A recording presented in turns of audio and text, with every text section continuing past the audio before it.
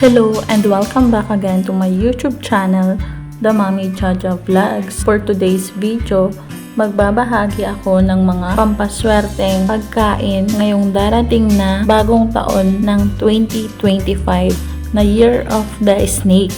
Malapit na ang 2025 at kung iniisip mo kung paano sasalubungin ang Year of the Snake ng may style at good vibes, iminumungkahi kong magsimula sa isang piging ng mga tradisyonal na pagkain Chinese. Sa kalendaryong Chino, ang pagkain ay hindi lamang para sa pagdiriwang. Ito rin ay isang paraan upang magdala ng swerte, kasaganahan, at mabuting kalusugan sa ating buhay. Kaya narito ang mga 7 maswerteng pagkain na dapat ihanda sa New Year 2025. Una, ang dumplings na nag-a-attract ng wealth and abundance. Ang dumplings ay sumisimbolo ng kayamanan dahil ang kanilang hugis ay kahawig ng mga gintong ingot. Ang mas maraming dumplings na kinakain mo ay mas maraming pera ang sinasabing maaakit mo. Pangalawa, lumpia na kumakatawan sa happiness and wealth. Ang lumpia na kulay golden at malutong at puno ng lasa ay nagdudulot ng kaligayahan at kasaganahan. Sa Year of the Snake, ang yaman na ito ay kumakatawan din sa karunungan na makukuha mo sa buong taon. Pangatlo, long noodles na kumakatawan sa long life and joy. Ang mahabang noodles ay kailangan sa New Year 2025 dahil sinasagisag nito ang pagkakaroon ng mahabang buhay kasama ang kagalakan at kasiyahan. Kung mas mahaba ang noodles na iyong makakain ay mas mabuti, pero siguraduhin na huwag itong mapuputol habang kinakain dahil ang ibig sabihin nito ay masoshort ang buhay mo.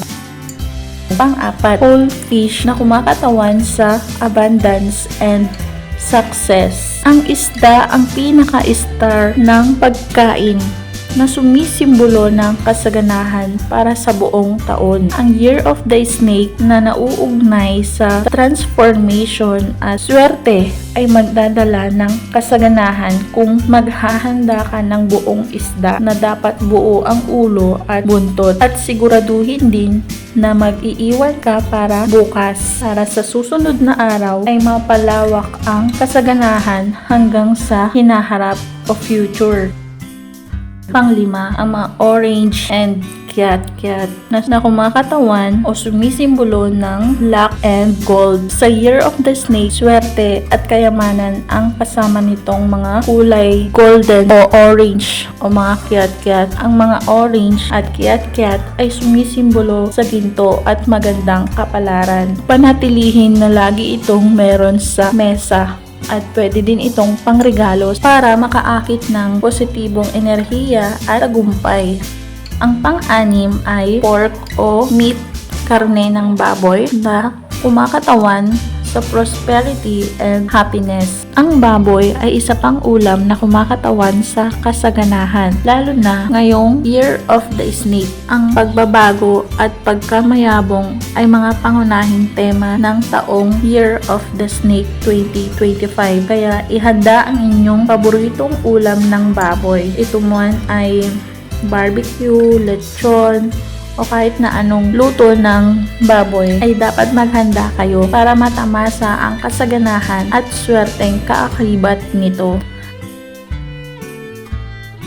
At ang panghuli ay ang rice cakes na kumakatawan sa growth and progress. Ang mga rice cake, mga malagkit at masarap na mga kakanin ay perpekto para sa bagong taon ng 2025. Sinasagisag nila ang pag-unlad sa iyong career at sa personal na buhay mo. Sa 2025, tinutulungan ka rin ng mga rice cake na ito na umakyat sa hagdan ng tagumpay at makaakit ng recognition. At ito nga ang mga 7 masaswerteng pagkain na dapat ihanda sa bagong taon ng 2025. Siguraduhin na ang mga pagkain ito ay nasa inyong mga hapagkainan para maakit ang swerte ang kasaganahan, ang tagumpay, at masayang bagong taon. Kaya maligayang bagong taon sa inyong lahat. Happy Chinese New Year 2025 sa inyo!